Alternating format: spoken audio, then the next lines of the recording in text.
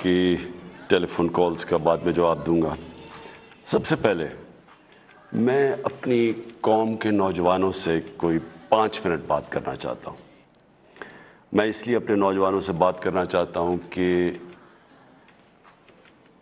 یہ جو اس وقت پاکستان ایک فیصلہ کن وقت پہ کھڑا ہے، اس میں آپ کے مستقبل کہ کس طرح کا پاکستان بنے گا، یہ اصل میں اس مستقبل کی جنگ ہے۔ اس میں آپ سب کو پتہ ہونا چاہیے کہ 2 راستوں پہ جا سکتا ملک۔ جس طرح آپ جب نماز پڑھتے ہیں تو آپ اللہ سے صرف ایک ہی چیز مانگتے ہیں کہ اللہ ان کے راستے پہ لگا جن کو تو نے نعمتیں بخشی، ان کے راستے پہ نہیں جو اپنے تباہی کے راستے پہ نکل گئے۔ تو قوموں کی زندگیوں میں بھی قوم انسانوں کی قوم ہوتی ہے نا، انسانی قوم بناتے ہیں، تو قوموں کی زندگیوں میں بھی یہ فیصلہ کرنا پڑتا ہے کہ ہم نے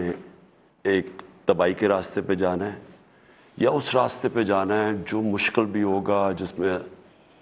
جس میں ہر قسم کی آزمائشیں آئیں گی، لیکن وہ ہماری عظمت کا راستہ ہے۔ اور وہ ہمارے نبی صلی اللہ علیہ وسلم نے، میں لوگوں کو اس لیے مدینہ کی ریاست کی بات کرتا ہوں کیونکہ وہ اللہ نے ہمیں حکم اس لیے دیا کہ ان کے راستے پہ چلو، کیونکہ مدینہ کی ریاست ہمارے نبی صلی اللہ علیہ وسلم کا راستہ تھا ہماری بہتری کے لیے، کیونکہ وہ ایک دنیا میں ایک بہت بڑا انقلاب آیا تھا۔ میں نوجوانوں سے بات کر رہا ہوں، آپ ضرور سٹڈی کریں کہ یہ کیا ہوا تھا دنیا میں، تاریخ کا حصہ کہ 622 سے لے کے 632 میں ایک ایسا فکری انقلاب آیا تھا کہ وہ انسان جن کی حیثیت ہی کچھ نہیں تھی، وہ دنیا کی امامت کرنا شروع کر دیا۔ یہ ہسٹری ہے، یہ میتھولوجی نہیں ہے، یہ کوئی کہانیاں نہیں ہیں، یہ انسانی ہسٹری کا ایک چیپٹر ہے کہ 10 سالوں میں انہوں نے انسانوں کو بدل دیا تھا۔ صرف کوئی 12 سے 1400 لوگ مرے تھے اس پیریڈ میں، 10 سالوں میں۔ جنگوں میں 12 سے 1400 لوگوں سے زیادہ نہیں مرے، لیکن وہ فکری انقلاب تھا، انسان چینج ہو گئے۔ اور وہ کیوں، کیسے چینج ہوئے، وہ اگر آپ نبی صلی اللہ علیہ وسلم کی زندگی پڑھ لیں، ان کی سیرت پڑھ لیں، تو آپ کو سمجھ آئے گی کہ وہ لوگ چینج کیسے ہوئے۔ آج جو پاکستان کی پولیٹکس ہے، 25 سال پہلے میں نے جو شروع کی تھی، وہ آج ادھر پہنچ گئی ہے کہ آج ساری قوم نے اس فیصلہ کرنا ہے کہ ہم نے کدھر لے کے جانا ہے اپنے ملک کو، کیونکہ آپ کے ہاتھ میں، اور نوجوانوں آپ کے ہاتھ میں ہے، کیونکہ آپ نے، اگر آپ رائے حق پہ کھڑے ہوں گے جو اللہ کا حکم ہے، سیدھا راستہ رائے حق ہے، اگر آپ اچھائی کے ساتھ کھڑے ہوں گے، کیونکہ امر بالمعروف حکم ہے اللہ کا کہ اچھائی کے ساتھ کھڑے ہو، برائی کی خلاف کھڑے ہو، رائے حق پہ کھڑے ہو، جھوٹ کے خلاف کھڑے ہو، حکم ہے اللہ کا ہماری بہتری کے لیے۔ جب ایک معاشرہ یہ سچائی،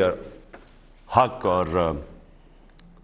اچھائی کے ساتھ کھڑا ہوتا ہے تو وہ معاشرہ زندہ ہو جاتا ہے۔ جب وہ معاشرہ بیچ میں بیٹھ جاتا ہے کہ اچھا جی مجھے تو کچھ نہیں ہے، تو میری زندگی کو تو کوئی فرق نہیں پڑ رہا، وہ جب انیکٹیو ہو جاتا ہے، جب وہ کچھ کرتا نہیں ہے، اصل میں وہ برائی کے ساتھ کھڑا ہو جاتا ہے۔ جب وہ نیوٹرل ہوتا ہے اچھائی اور برائی کے بیچ میں، وہ برائی کا ساتھ دینا شروع ہو جاتا ہے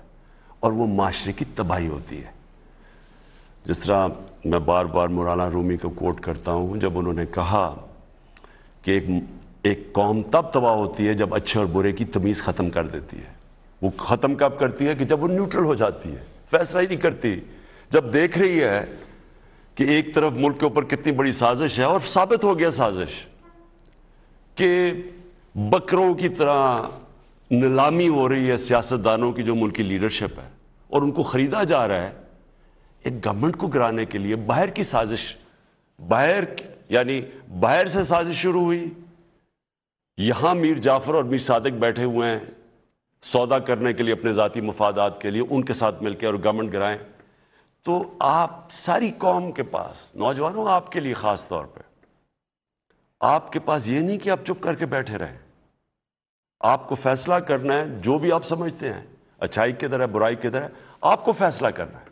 لیکن آپ چپ کر کے اگر بیٹھیں گے آپ برائی کا ساتھ دیں گے۔ میں یہ چاہتا ہوں کہ آپ سب احتجاج کریں،